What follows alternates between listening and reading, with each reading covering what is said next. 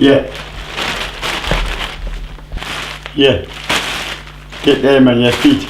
Get them shoes off. The million.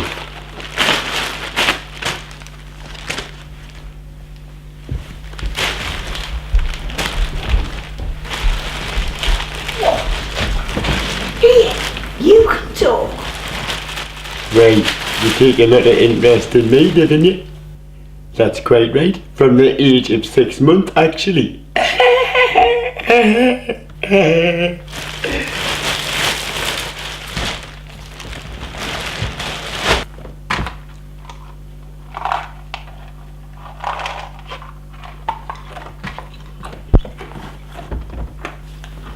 Yours stinks of them chili burgers.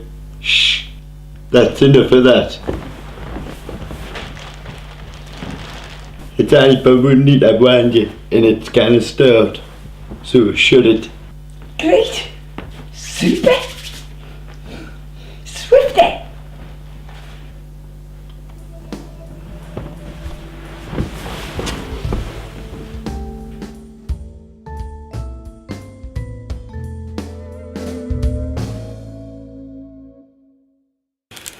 Oh, love these. I do bad choice. Can't beat bad choice biscuit. Wow, have you seen that? You know, I mean, really, have you? It says there, warning, may contain traces of peanuts or other kinds of nuts. Bad choice, you know, it's ridiculous, isn't it? May contain it, either does or it doesn't. That ain't very swifty like, you know. Never mind, eh? Can't have it always. So anyway, I goes into the church, don't I? And I see the priest, like the vicar, like, standing at the altar, you know. That's where they do the mass, you know, where they drink the wine and eat holds up the bread and that, you know. Jesus' body. The wine represents the blood. And doesn't the wine have alcohol in it?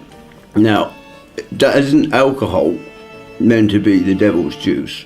Well, why the hell does he hold it up at the mass as a resemblance of Jesus' blood? I can't get with that, but that's another story, innit? You know. Have you ever been to church, lad? Anyway. Wait, what for? Just to pray, like. You know. Hey.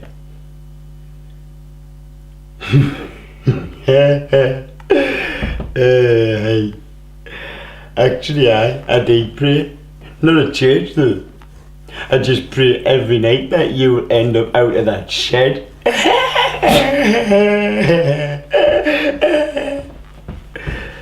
Shut up, man.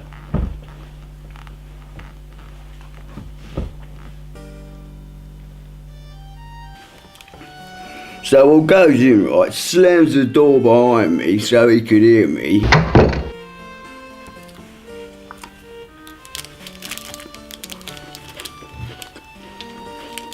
Caca smell or something they're called. Crazy, innit? Bad choice for you anyway. So he turns round and he goes, I'm well. I says, no. It's Omzo, his son. He says, Omzo, what are you doing here? I says, I'll come to make you confess. He said, the word is a confession, my boy. You have come to confess. I says, well, yeah, that's right. That's what I've done, actually, yeah. So he says, come over here and we'll have a little talk then. He says, go into the box. I don't know if you've ever been inside of one of them. You know, pretty creepy they are. But anyway, so I follows him in, didn't I? And he went, no, you don't come with me. You go in the other box. I went, oh, right. So I goes in, I'm looking through this like tiny little squared cross graph type of thing, and he's looking at me. He was, you know, and I could see his eye peering through. It was really, really creepy. So I say to him, I'll put my little ding-a-ling in a ghoulie like. Of course I've done it a few times before that, but I didn't say it, did I? You know. He said it was natural and meant to be. I said, well, why aren't you doing it then? And as I tried to look through that little graph thing, he'd done off like, innit? He'd done one. I thought, I'll come out and he totally disappeared from the church. You know, like Jesus did when they moved the rock somehow, or he did by himself somehow, and it took about 1,500 guys to put it in there. Great, innit? And that's another story as well, like. Of course we've got all night, I could tell you, but anyway. Swiftly moving on, because I'm swift, you know, swifty like. Swifty. Great. So there was this other time, you know, we went over and we were going to ask if he wanted his garden done, like, as you would, like, you know, for a bit extra there. So as we went over, we thought, hold on a minute, we'll sneak along and have a look, see if he's in, shall we? So we're looking through his window inside his house, which was attached to the church, like, you know. And he's only reading the Book of Satan, like, from the devil within on the front cover. I thought, no way, like, I couldn't believe it. Thought, let's knock him on the door and get him out of that situation he's in his head. So we knocked at the door, didn't we?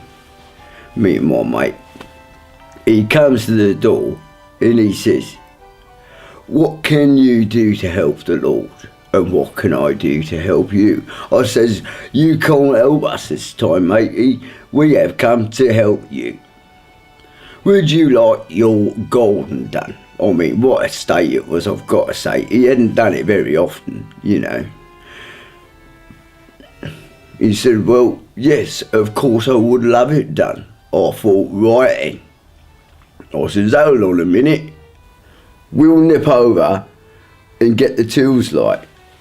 So when we went over, I said to my mum, I said, Mum, look, we've got a job over at the vicarage doing his garden. Can I get some of the tools out of the shed, like, you know?